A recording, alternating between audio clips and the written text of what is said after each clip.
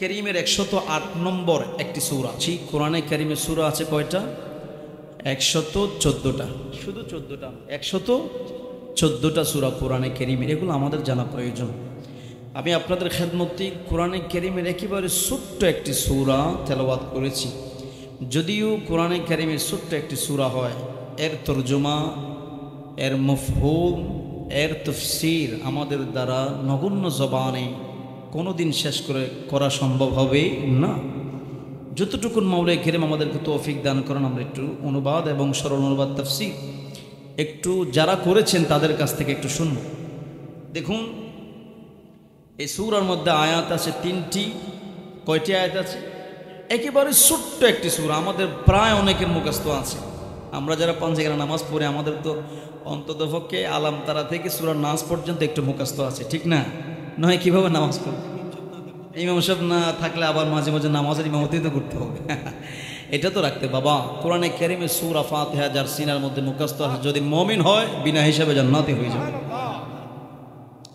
যার সিনাহে পাকের মধ্যে আল্লাহর এই কালামের একটি হরফ, একটি আয়াত যার সিনার মধ্যে আছে, ওই আয়াতের হরফগুলি দাঁড়িয়ে যাবে বান্দাকে দোজখের আগুন থেকে রক্ষা করার। আর যার সূরা, যার সিনা এই সূরাগুলো মুখস্থ আছে, অটোমেটিক কবর আযাব মাফ হয়ে যাবে। দেখুন, এই সূরার মধ্যে একটি রুকু আছে। এই সূরাটা নাজিল হয়েছে মক্কায়। অধিকাংশ আকসার উলামায়ে কেরাম বলেছেন এই সূরাটা মদিনায় তৈয়বার মধ্যে নাজিল হয়েছে। কিন্তু মতামতের ভিন্নতায় আমরা বুঝতে পেরেছি, যেহেতু আমাদের এখানে মাসহাফে ওসমানী এই লিপিবদ্ধ এটার মধ্যে আছে সূরাটা নাজিল হয়েছে মক্কায়। উলামায়ে কেরাম, বেশিরভাগ উলামায়ে কেরাম বলেছেন এই সূরাটা নাজিল হয়েছে কোথায়? মক্কায়। কেন নাজিল হয়েছে একটু খেয়াল করুন। একজন ব্যক্তির শানে এই সূরাটা নাজিল হয়েছে। কি কারণে নাজিল হয়েছে? মক্কায় মুকাররমার মধ্যে আল্লাহর হাবিব দিন প্রচার করতে গিয়েছেন। কাফির বেঈমান মুনাফিক আল্লাহর হাবিবের বিরোধিতা করছেন। আল্লাহর হাবিব দ্বীনের দাওয়াত দিতে গেলে চতুর্দিক দিয়ে তারা বাধার সম্মুখীন করেন। একদিন আল্লাহর হাবিব সরকার দু আলম সাল্লাল্লাহু আলাইহি ওয়াসাল্লাম মসজিদে নববী শরীফের মধ্যে বসা আছেন। কাফেররা আল্লাহর হাবিবকে একের পর এক প্রশ্ন করতেছেন, একের পর এক প্রশ্ন করতেছেন। আল্লাহর হাবিব জবাব দিচ্ছেন। ওই সময় মক্কার একজন কাফের, যার নাম হচ্ছে আস ইবনে ওয়াইল, ওই ব্যক্তি কাফেরদের কাছে আল্লাহর হাবিবের সামনে এসে বলতেছেন, এরা আমার সাথী ভাইয়েরা কাফেররা, যারা বড় বড় মক্কার কাফের ছিল, তাদের সামনে এসে বলতেছেন, তোমরা কার সাথে কথা বলছো? যিনি নিজেকে নবী দাবি করছে, যার কোনো বংশ পরিচয় নাই, যার সন্তান আল্লাহ দুনিয়ার জমিনে দিয়েছে। আল্লাহর হাবিবকে আল্লাহ রাব্বুল আলামিন বর্ণনার মধ্যে পাওয়া যায় তিনজন সন্তান দিয়েছেন। আবার কোনো কোনো বর্ণনার মধ্যে পাওয়া যায় 4 জন সন্তান দিয়েছেন। ইব্রাহিম, কাসেম, তৈয়ব, তাহের। সর্বকনিষ্ঠ সন্তান কাসেমের যখন ইন্তেকাল হয়ে গেল, ইন্তেকাল হওয়ার পরে আল্লাহর হাবিবের সন্তানদের ইন্তেকাল হয়ে যাওয়ার পরে আল্লাহর হাবিব খুবই মর্মাহত আছেন। ওই সময়ের মধ্যে আস ইবনে ওয়াইল আল্লাহর হাবিবকে বলতে লাগলেন, কাফেরদেরকে উদ্দেশ্য করে, তোমরা যে নবীর সামনে কথা বলছো, ওই নবীর তো হচ্ছে নির্বংশ, তার কথা শুনে আর লাভ হবে কি? তিনি যখন দুনিয়ার জমিন থেকে চলে যাবেন, তার নাম নেওয়ার মতো দুনিয়ার মধ্যে আর কেউ থাকবে না। জোরে সোরে বলুন নাউজুবিল্লাহ।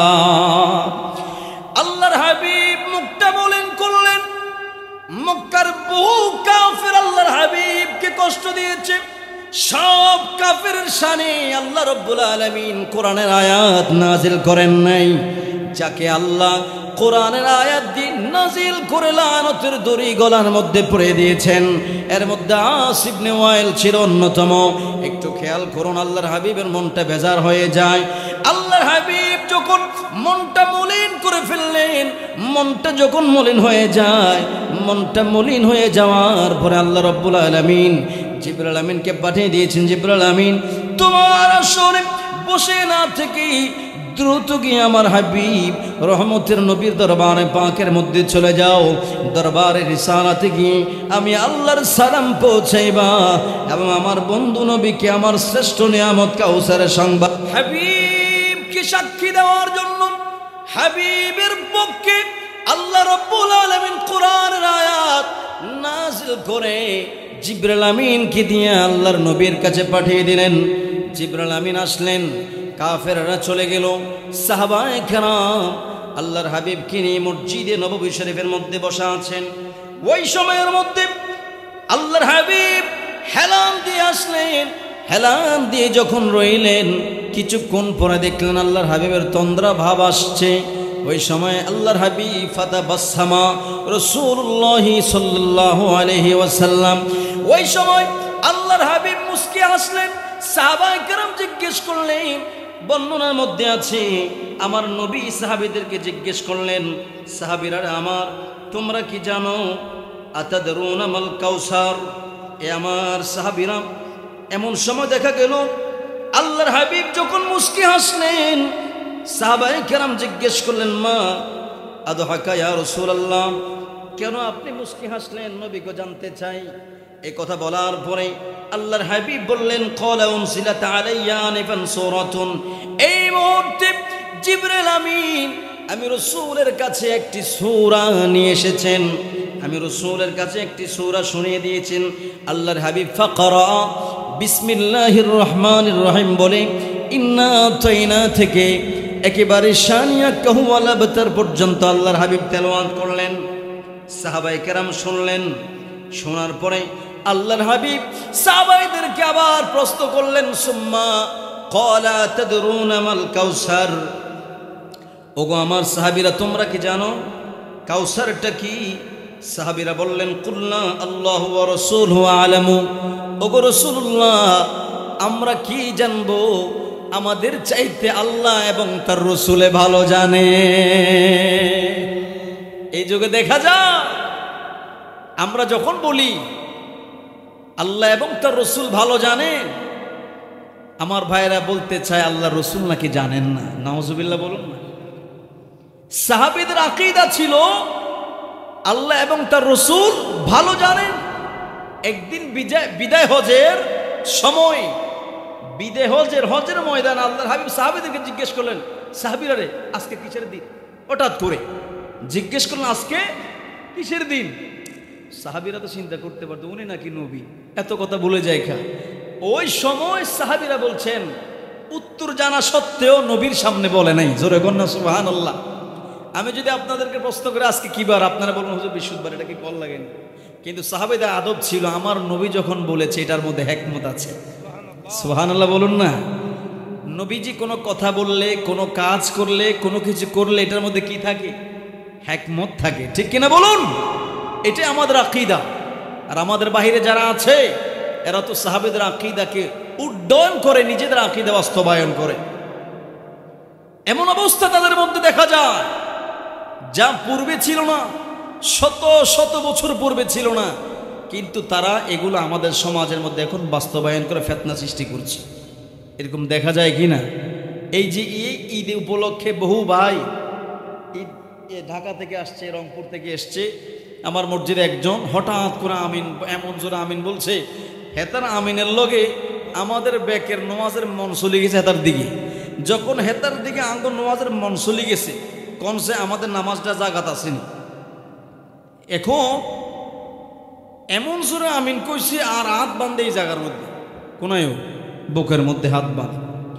আমরা বলেছি ভাই বুকের হাদিসটা আমরা মানি, আমরা আমল করি নিচের হাদিসটাতে। কোনটাতে? নিচেরটা কি? আর সে এটাকে মানে ওটা মানেই না, সে নিচের যে হাদিস সেটা মানেই না, সে উপর হাদিসকে মানে। দেখতে কেমন যে দেখা যায় তাকে।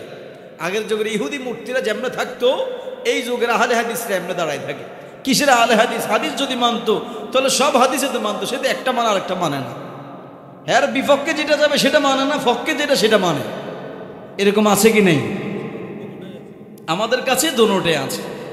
সাহাবীদের আদব ছিল, আমি ডানে বামে যাচ্ছি না, আমি সংক্ষেপ করে শেষ করে দিচ্ছি কারণ আমার নির্দিষ্ট সময় আছে, ভাইজান আসছেন, কষ্ট দিব না। দেখুন সাহাবীদের আদব ছিল, আল্লাহর হাবিব প্রশ্ন করলেন, ইয়ার সাহাবীরা আমার, তোমরা কি জানো আতাদরুনা মাল কাউসার? সাহাবীরা উত্তর দিলেন, আল্লাহু ওয়া রাসূলুহু আ'লামু, আল্লাহ এবং তার রাসূল ভালো জানে, আমরা জানি না। সুবহানাল্লাহ বলুন।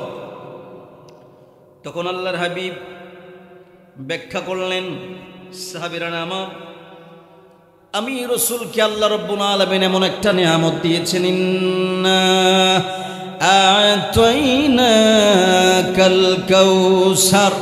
আল্লাহর হাবিবের যখন মনটা মলিন হয়ে গেল, আল্লাহর হাবিব যখন বেজার হয়ে গেলেন, এমন সময় আল্লাহ রাব্বুল আলামিন আল্লাহর শ্রেষ্ঠ নিয়ামত কাউসার পাঠিয়ে আমার নবীর মনটাকে খুশি করে দিয়েছেন। জোরে জোরে বলুন সুবহানাল্লাহ।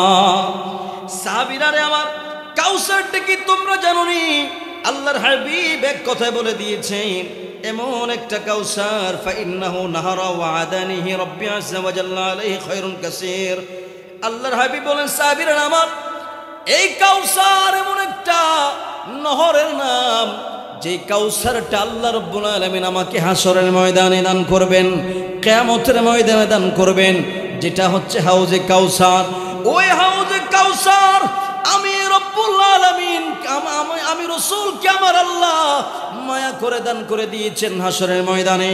যখন জমিনটা তামার জমিন হয়ে যাবে, মাথার উপর যখন সূর্য আসবে, আমার গুনাহগার উম্মতেরা তাদের গুনাহের কারণে গ্রামের মধ্যে ডুবে হাবুডুবু খাইতে থাকবে। ওই সময়ে এমন অবস্থার মধ্যে তারা তৃষ্ণার্ত হয়ে যাবে। আমি রাসূলুল্লাহ আমার উম্মতকে সেদিন বিজলির মতো দৌড়াইয়া দৌড়াইয়া কাউসারের পানি পান করে দিব। জোরে সরে বলুন সুবহানাল্লাহ। ইয়া রাসূলুল্লাহ, ইয়া হাবিবাল্লাহ, ইয়া রাসূলুল্লাহ,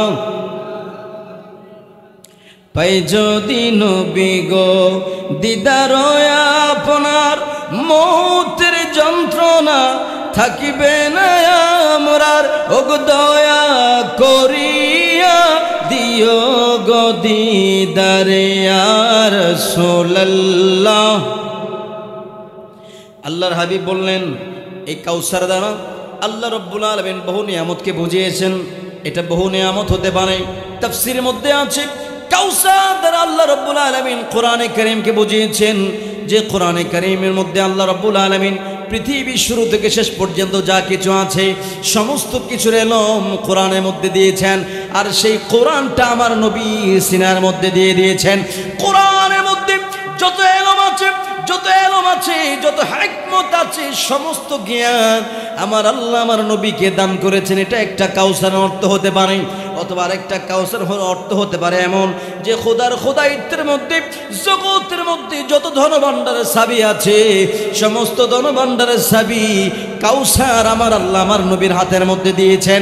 হাদিস পাকের মধ্যে পাওয়া যায়, আল্লাহর হাবিব একদিন ঘুমন্ত অবস্থার মধ্যে ঘুমাচ্ছেন।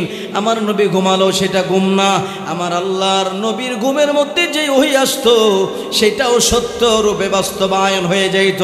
আল্লাহর হাবিব ঘুমাচ্ছেন, এমন সময় দেখতেন জিবরাইল আমিন আল্লাহর হাবিবের সামনে, আল্লাহর হাবিবের হাতের মুঠের মধ্যে খোদার খোদাইত্বের খজিনার যত ধনভাণ্ডারের চাবি আছে সমস্ত চাবিগুলি আমার নবীর হাতের মধ্যে দিয়ে দিয়েছেন।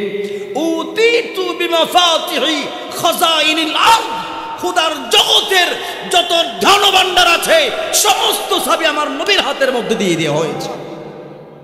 এটা কাউসারের একটা মানা। আর একটা মানা আছে, কোরআন দিকে আমি যাচ্ছি, আল্লাহ বলেছেন, আল্লাযী, সূরা মুলকের মধ্যে আল্লাহ বলেছেন, আল্লাযী খলাকাল মাউতা ওয়াল হায়াতা লিয়াবলুয়াকুম আইয়ুকুম আহসানু আমালা। আল্লাহ রাব্বুল আলামিন বলেন, আমি আল্লাহ যিনি হায়াত এবং মৌতকে সৃষ্টি করেছি। হায়াত এবং মৌত এটা আল্লাহর একটা সৃষ্টি। আমিও আল্লাহর সৃষ্টি, আপনিও আল্লাহর সৃষ্টি, কুল কায়নাত আল্লাহর সৃষ্টি। বন্ধুরা, হায়াত যদি আল্লাহর সৃষ্টি হয়, মৌত যদি আল্লাহর সৃষ্টি হয়, সমস্ত সৃষ্টি কুলের আগে আমার আল্লাহর নবীকে আল্লাহ সৃষ্টি করেছেন। জোরে সোরে বলুন সুবহানাল্লাহ। আল্লাহর নবীর পজিশন, আল্লাহর নবীর আজমত, আল্লাহর নবীর মাকাম কোথায় একটু চিন্তা করুন। আমার নবী কেমন পজিশন আল্লাহ দান করেছেন, রহমাতুল লিল আলামিন নবী বানিয়েছেন। আমার নবী রহমাতুল লিল আলামিন, এটাও আমার নবীর কাউসার।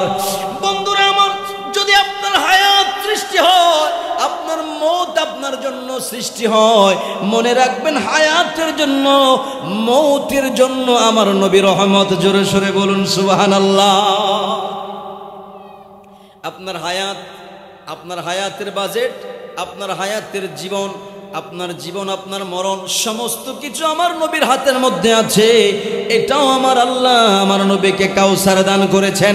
উম্মতের হায়াত, কার কখন হায়াত শেষ হবে সেই হায়াতের গ্যারান্টি আমার নবীকে আল্লাহ দান করে দিয়েছেন।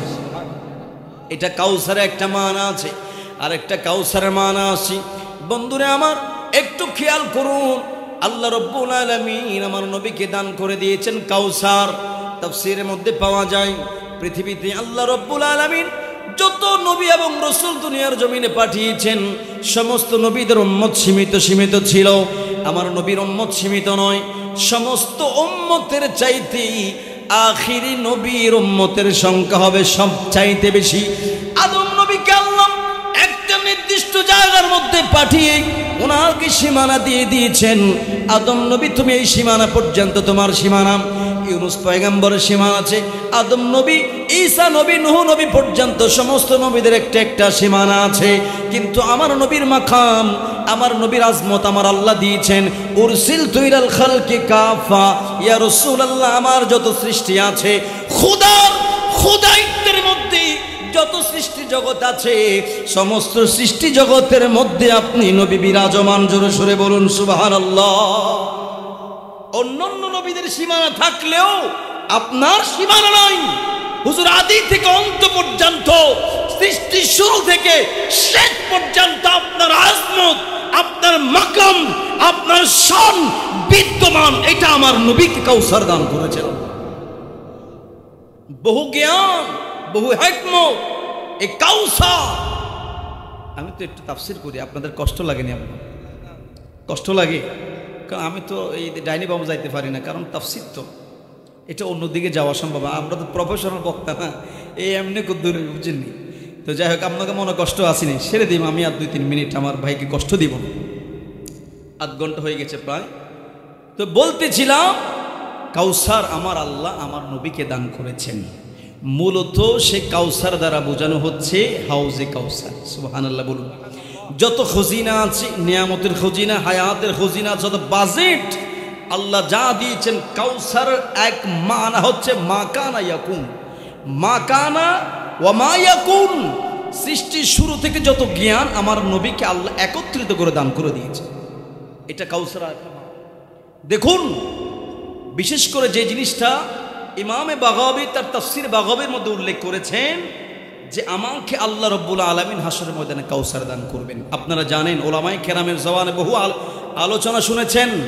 একটু খেয়াল করুন, হাসরের মাটি সমস্ত উম্মতেরা দলবদ্ধ হবে। আদম নবী থেকে শুরু করে ঈসা নবী পর্যন্ত উম্মতেরা একত্রিত হয়ে বেদিশার মতো হয়ে সমস্ত নবীদের কাছে কাছে যাইতে থাকবে।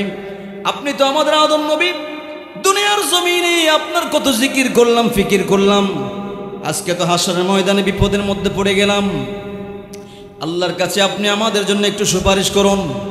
আদম নবী বলবে, না, আজকে আমি তোমাদেরকে সুপারিশ করার উপযুক্ত নই। তোমরা অমুকের কাছে যাও, ইব্রাহিম নবীর কাছে যাও। ইব্রাহিম নবীর একই উত্তর। তারপরে মুসা নবীর কাছে, মুসা নবীর কাছে যাওয়ার পরে একই উত্তর।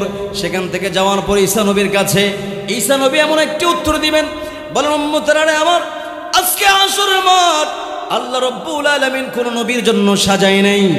আজকে হাসরের মাঠ আল্লাহ রাসূল মুহাম্মদুর রাসূলুল্লাহ সাল্লাল্লাহু আলাইহি ওয়াসাল্লামের জন্য আল্লাহ রব্বুল আলামিন হাসরের মাঠকে সাজিয়েছেন। দুনিয়াতে নবীকে চিনলা না, দুনিয়াতে নবীর পক্ষে থাকলা না, দুনিয়াতে নবীকে তোমরা ভুলে গিয়েছো। হাসরের মাঠে সমস্ত উম্মতের কাছে আছে সমস্ত উম্মতরা একত্রিত হয়ে যখন নবীদের কাছে যাবেন, কোন নবীরা যখন তাদেরকে উম্মতদেরকে সাহারা দিবে না, তখন ঈসা নবী বলবে আজকের জন্য কোন নবী উপযুক্ত নয়, তোমরা একটা কাজ করো, আজকের জন্য যিনি উপযুক্ত ওই যে সেজদার মধ্যে পড়ে আছে, মাকামে মাহমুদের মধ্যে আছে, ওই নবীর কাছে তোমরা চলে যাও।